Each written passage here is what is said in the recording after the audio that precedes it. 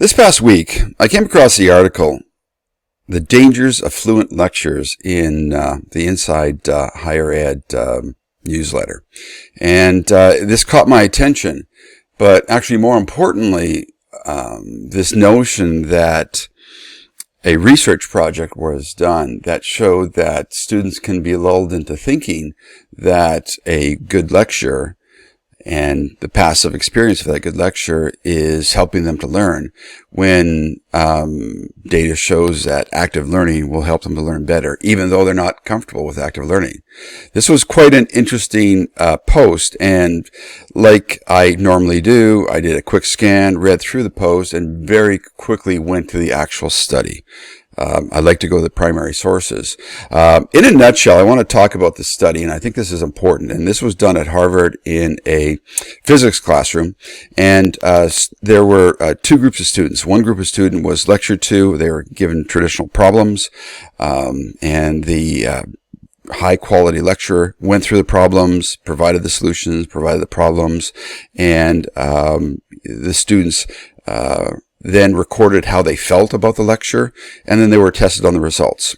Another group, at using the exact same content, another group of students were given the problems to solve first. And they then struggled through the problems or worked through the problems. And then they were given the opportunity to take a look at the solutions, and they had a bit of a follow-up lecture, but they experienced the challenge of working through the problems first to get a sense of where they're at. The second group felt quite uncomfortable with their learning experience. They felt that their feelings of learning, their FOL, was significantly lower. But yet, when they were tested, their test scores were significantly higher than the students who simply received the lecture. Interesting. So, you've got a group of students who believe that they're learning more through a passive lecture, another group of students who believe they're learning less by having to struggle through working through their problems. And yet the test scores show the students who are sitting through the passive lecture are not learning more, yet they're feeling better, whereas the students who are working through the problems are not feeling good about it and worried about their learning experience. They're thinking they're learning less, and yet they're scoring better. This is a foundational problem that we have in our learning environments, and there's several reasons why I believe this is the case. And, I'm going to provide the article here. As you can see from this graph here, with the test of learning, the students in the active learning environment had higher scores, significantly higher scores, not just a small amount, but this is significant in terms of the data. Than their students who received the lecture. And yet, look at the enjoyment difference. The students, who are comfortable with the lecture felt they learned more. Yes, and here's, not only did they feel or enjoy the lecture or enjoy the experience, they actually felt they learned a great deal from it, and yet they didn't. They felt that the instructor was effective at teaching them. And then this is really, really telling. They wish all my physics courses were taught the same way. So in the active learning environment, it's significantly lower and significantly less. And yet, this gave the students the highest scores. Why? Why is this the case? Well, if you only have a few minutes, you can read through this summary. It points to a few ideas, which I'm going to talk about. There is one quotation here I think that is really important that I want to touch on before I actually go to the primary source, because this is what I do. I go to primary sources and take a look at what the data really says. But this is really at the essence of why this is the case. Our higher educational system, actually our K-12 system, is designed this way. We put students into an environment where we lecture at them, ask them to regurgitate information. It's difficult to change from that environment. Students aren't comfortable with doing something other than what they've been conditioned to doing, whether it is in K-12 or in higher ed, and especially in higher ed, in undergraduate studies. So this is a key factor. Now, there's other factors, and I think it's important that we go to the actual data from the study to take a look at what the data says, and also I think the recommendations of what the authors are pointing to in terms of how do we deal with this. So I'm pointing to the title of the report or the journal and the title of the article, and I'm going to jump into a PDF of the article to go into specifics, but I'll make this link available. I believe this article was available for free, which is great. It's wonderful that they make stuff like this available. So let's take a look at the actual article and see what it has to say. So I went through the methodology and I kind of explained what they did. They did it quite rigorously. They did it quite fairly. The numbers weren't as significant as some people might like, but that's okay. But the key aspect that I was looking at was the discussion or the results or the summary of why things were the way that things were. And so I want to address a few things that the authors identified as key issues that I think are going to be important to our conversation and really important as we go forward and look at applying these ideas. So why is there this negative correlation between students' feelings of learning and their actual test of learning? Well, the authors point to two specific factors and then add a third one, which I think are quite relevant. And they're right here. The first factor is this notion of cognitive fluency of the lectures. And this is this idea that the students are used to the way the lectures work. It's something they're comfortable with. And if you have a good lecturer, it seems like this is working. This is what you know. This is the environment. I know how the system works. So there's this notion of cognitive fluency. It's what you're accustomed to. The other idea that I think is equally important or very important is that unless you've spent enough time working in active learning environments, or unless you've become a really sophisticated and independent learner, learners who really don't understand how learning works have a poor metacognitive understanding of what's involved in learning.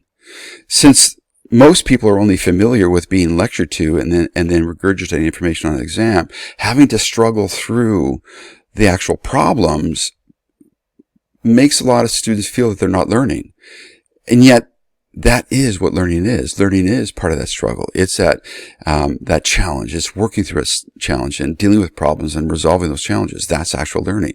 So the authors refer to these people as novices, novice learners, because they haven't become sophisticated in their understanding of active and dynamic learning. The third point I think that is equally important is that and this is extremely important, and this is that this type of an environment in an undergraduate program is not the norm. So the authors suggest that students are unfamiliar with intense active learning, and yet this really isn't intense active learning. It was just having students do the problem. But this environment of having to work through problems is something a lot of students aren't accustomed to in higher ed, nor are they accustomed to it in K-12. And especially in high school, because high school prepares students for college. And so, they're preparing students to write a myriad of exams. And so you've got that traditional model. So this notion of the cognitive struggle of an active learning environment is just something students aren't accustomed to having. And this is the key thing. These are key factors that contribute to the students' feelings of learning being incorrect when compared to the test of learning, or their feelings of learning with active learning are much lower than they are with the passive learning, simply because that's what they're used to. Here is the problem. If we create these passive learning environments where students are only exposed to recipe regurgitation, they're being lectured at, or they're given all the steps, all the points of the formula to fill out, or when they're doing science, they're being taught about science as opposed to struggling through the actual labs and struggling through the challenges of inquiry-based learning, or whether it's other areas like in social studies or civics where they have to actually come up with ideas and struggle and explore. The struggle of learning, unless we expose students to that in a significant learning environment, we're not preparing them for actually doing well. That is the key. Let's take a look at some of the other recommendations that these authors have. So here's some of the recommendations that the authors have, and I'm going to just share them, and then I'll talk about some of the recommendations that I have. So one of the key things that they point to is that success of active learning really depends upon students' motivation and engagement. And in order to have students motivated and engaged in active learning, they need to know that The benefits of struggle is part of the process, and that is what learning is all about. This means exposing students to the notion of the growth mindset, about critical and analytical thinking, about challenges, about failing forward, about errors. This is crucial. If you don't create an environment where you promote these types of ideas, then students will not be able to deal well with active learning.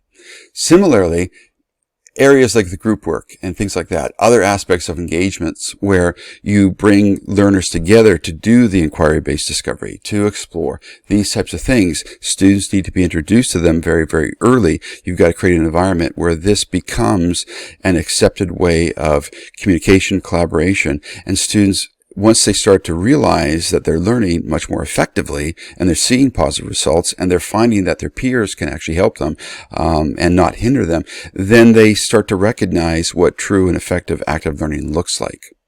Another recommendation the authors have is that you want to start taking a look at alternative assessments. Just running a traditional standardized test really isn't going to be beneficial to the learners, especially when you're dealing with active learning. You have to look at things like formative feedback, formative assessment, and you need to get students to recognize that they need to start to self-assess themselves, right? So formative feedback, encouragement, having them explore, confirm certain things, doing little things like 1-minute papers, the muddy moment, identifying aha moments. These are all little methodologies, and there's many, many more that are part of the active learning process where learners recognize that part of the challenge, part of the struggle, the failure is part of the learning process. So getting them to recognize that the discomfort of learning that they're feeling is actually a confirmation that they are learning. That's part of the learning process. Now, the final factors, or the summation and this concluding paragraph here of this particular article, points to some really important things, and it's sort of reiteration of several ideas that the authors have actually talked about. And again, it's this notion of preparing the students and coaching them early in the semester to recognize that the struggle that comes with active learning is really part of the learning process. Without that preparation, the authors argue, learners will not be able to deal with the negative impact that they're normally feeling. The other thing the authors do point to earlier on is that it's really important in a peer environment that if you have students who are going to be negative and call into question what is happening, those peer influences can really hinder the environment. So you have to really take a look at that whole learning environment to make sure you're addressing all those types of things. And again, the superstar lecturer who is smooth and fluent and really puts on a wonderful show may make the student feel like they're learning, but the reality is they're not. So the reality is learning is a struggle. Learning is part of the challenge. Learning is part of discovery. Learning involves failing. And it's really important that we create that learning environment where we help the learner become that lifelong learner.